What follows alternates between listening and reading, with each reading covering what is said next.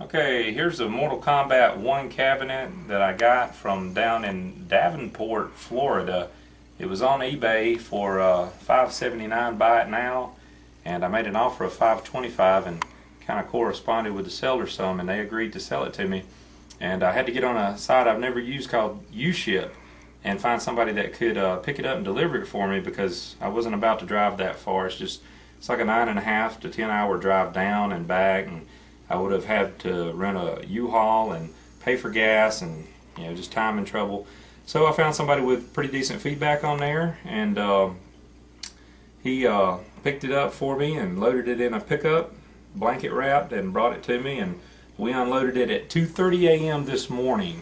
It's almost 5 p.m. now, so I worked an 8-hour shift on 3 hours sleep, but I haven't even opened the system up. I haven't turned the system on. But this is just a video my brother-in-law is helping me make, and just kind of show the quality of it. The artwork, in my opinion, is very good. It's a little bit faded. There's a few little gouges and little scratches here and there. Some of the stuff that looks like scratches, like right now on the bottom on that side, it looks like a scratch or some white paint or something. It really, to me, looks like plaster or sheetrock compound, and I was able to scratch at it and it comes off, so I'm going to clean that off. Few other little scrapes here and there, nothing major at all. Little fading to Johnny Cage. His belt is probably more orange than red, but it's even on both sides. Both sides of the machine have the even amount of fading. This side being probably the darkest side, it looks probably the best. And I'm glad, because my Mortal Kombat 2 cabinet, the opposite side of it looks better. So if I put them side by side, I can put the worst sides together, and they'll display a little better that way. But we haven't even turned it on. The cord is still inside this machine. So far, just looking at it on the outside, there's hardly a speck of dust on it. There's a little bit of dust in the little hand grips here on the back. But there's hardly any dust at all on the outside. And this side, there's a little scratch right here on Johnny Cage. I probably made it worse. I tried to wipe it with a damp cloth a little bit when I first got it early this morning, and it looked like it was going to make it worse, so I quit what I was doing. There's a few little scuffs here and there. Johnny Cage looks just a little faded, but the dragon, the dark burgundy color up here and everything, looks nice and dark. Could be a little more gold right in this area. It looks more yellow than gold, but it's still darker than the upper part. And as you go down, you see his belt is kind of orange like it is on the other side. To me, it looks fine, but if you know it's supposed to be red, you're going to be able to tell it's faded some. As you go down, there's a few little nicks and scrapes, nothing major. The dragon itself looks almost phenomenal. It's just about perfect. A little bit of scuffing back here. Looks like somebody might have slightly touched up with some type of color that matched this, just barely. But we're going to open the back up and see how it looks in here. I've peeked through the front and it looked really clean, but we're going to show you what it looks like on the inside. And get the cord out and actually fire it up, because it had a long trip here in cold weather, and I let it sit for several hours so that it could kind of acclimate to the inside of the house and any moisture could dry up. So here we go, first time ever opening it up.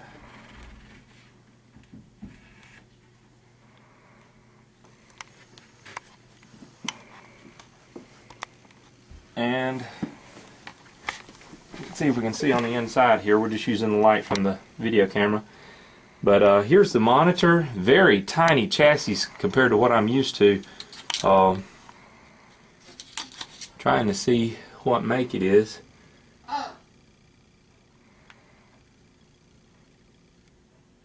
Looks very clean. Just a little bit of dust on the chassis. It's a Zenith tube. I'm looking for model number.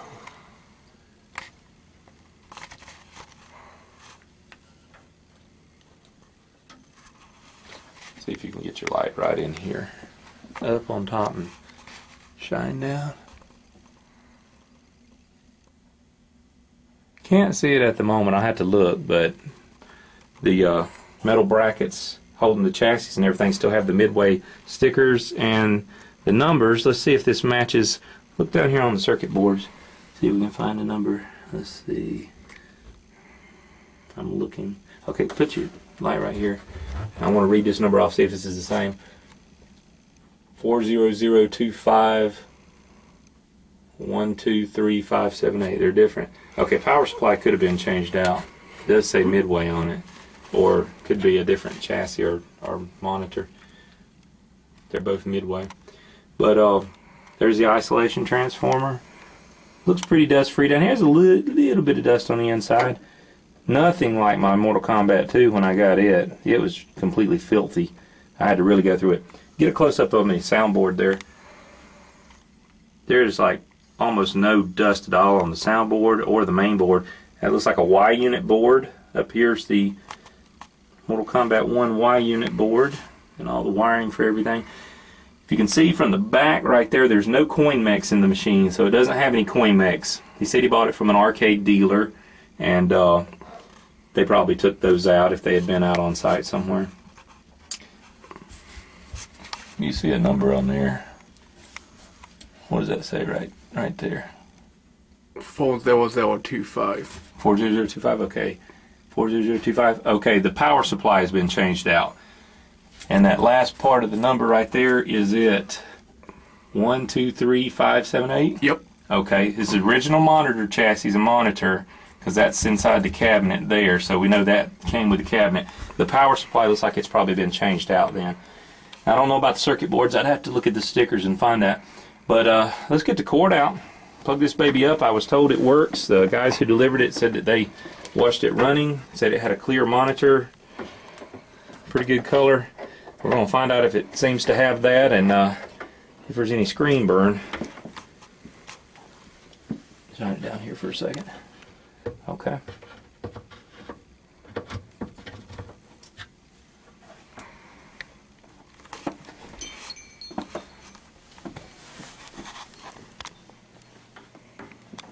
Plug her up. Uh-oh, they had it powered on. It came right on. The power switch was flipped on top. I forgot to check. So it's checking the ROMs now, doing the circuit board check. All green ROMs so far. As long as they all stay green, we'll be in excellent shape.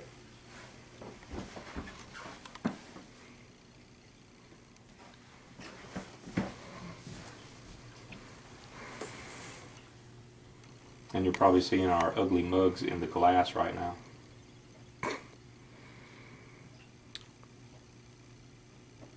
Glass chip. CMOS OK. Version 4.0.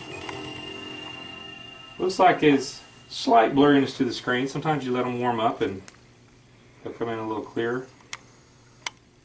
Doesn't look like there's any distortion, any type of problem with the geometry or anything of the screen.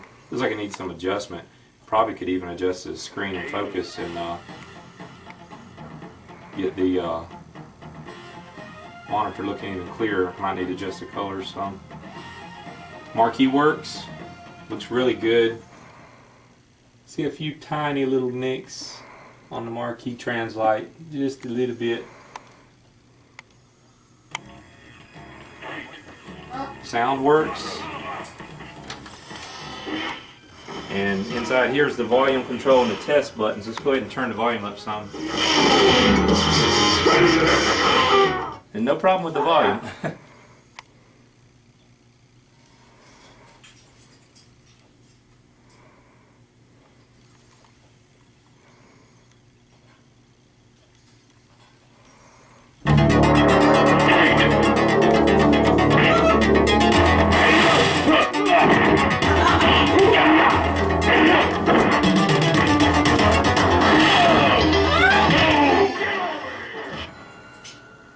Sounds excellent. The speaker doesn't seem to be crackling, doesn't have much of a hum or anything in it. Got a few extras that he gave me in an envelope, give to the driver to give to me. There's like a couple extra fuses in here. There's probably for the monitor. As an extra bulb, probably for the coin lights here. And there's some keys. There's separate keys for the coin box. Down here there's a pair. And one key up here for the upper part of the coin door. A couple extra micro switches and some tokens. It used to be set up to take tokens. There's no receptors in there right now, no mechanism, so I could just put some in there for quarters. And the funny